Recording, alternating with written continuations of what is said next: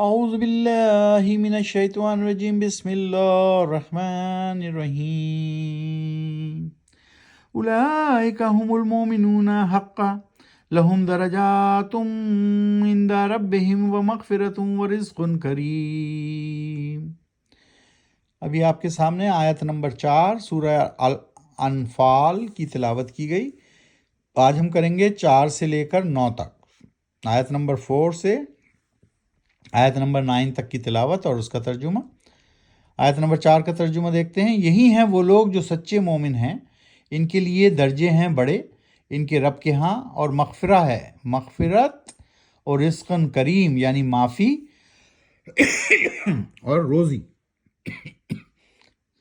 روزی عزت کی، روزی صاف ستھری حلال روزی، تو ان کے لیے جو کہ ڈرتے ہیں اپنے رب سے، ان کے لیے مغفرت بھی ہے اور رزق کریم بھی ہے۔ آیت نمبر 5، کما اخرجک ربک من بیتک بالحق وان فریقا من المؤمنین لکارہون، جیسا کہ نکالا تھا تم کو اے نبی صلی اللہ علیہ وآلہ وسلم تمہارے رب نے تمہارے گھروں سے بالحق یعنی سچائی کے ساتھ، اور یقیناً اس وقت ایک فریق یعنی ایک گروہ مومنوں میں سے ناپسند کرتا تھا اس نکلنے کو۔ آیت نمبر 6، یجادلونک فی الحق بعد ما تبین کانما یساقون الی الموت وهم ینظرون، جھگڑ رہے تھے وہ لوگ تم سے اس حقیقت یعنی اس حق کے معاملے میں، اس کے بعد بھی کہ کھل کر آ چکا تھا وہ حق، اور ان کا یہ حال تھا کہ گویا وہ ہانکے جا رہے ہوں موت کی طرف اور دیکھتے ہوں اسے۔ آیت نمبر 7، وَإِذْ يَعِدُكُمُ اللَّهُ إِحْدَى الطَّائِفَتَيْنِ أَنَّهَا لَكُمْ وَتُوَدُّونَ أَنَّ غَيْرَ ذَاتِ الشَّوْكَةِ تَكُونُ لَكُمْ وَيُرِيدُ اللَّهُ أَن يُحِقَّ الْحَقَّ بِكَلِمَاتِهِ وَيَقْطَعَ دَابِرَ الْكَافِرِينَ،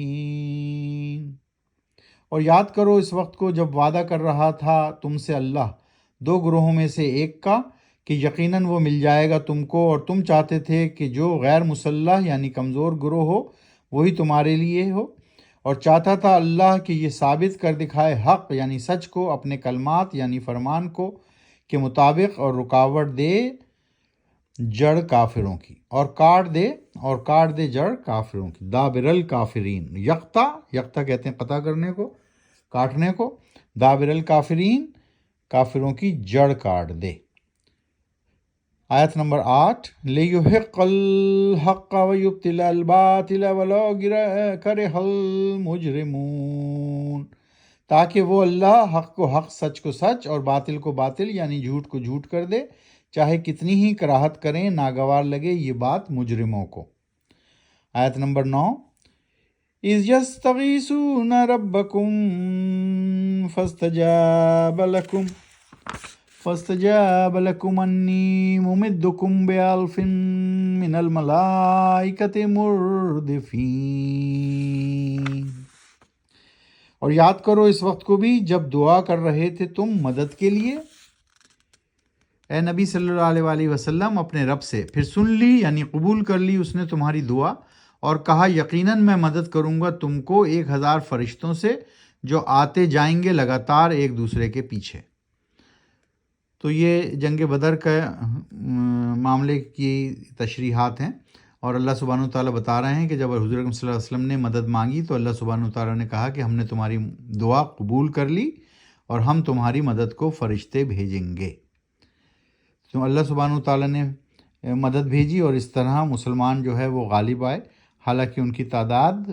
کافروں کے مقابلے میں بہت ہی کم تھی۔ تو آج ہم نے اس طرح آیت نمبر 4 سے آیت نمبر 9 تک کی تلاوت کی اور اس کا ترجمہ دیکھا۔ جیسا کہ کل ہم نے بتایا سورہ انفال کے معنی ہیں زیادہ چیز یا مال غنیمت جو جنگ کے بعد حاصل ہوتا ہے۔ آج ہم دوبارہ جو ہے پارے دہرا لیتے ہیں۔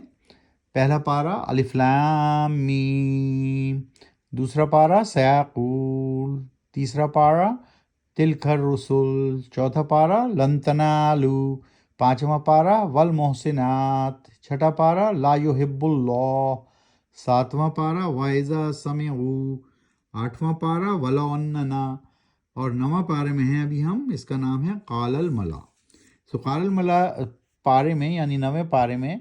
7ویں صورت ختم ہوئی۔ 7ویں صورت تھی سورہ الاعراف، اور اب لگ گئی اسی پارے میں سورہ انفال۔ سو آج ہم نے کی سورہ انفال کی آیت نمبر 4 سے لے کے آیت نمبر 9 تک کی تلاوت۔ صدق اللہ العظیم۔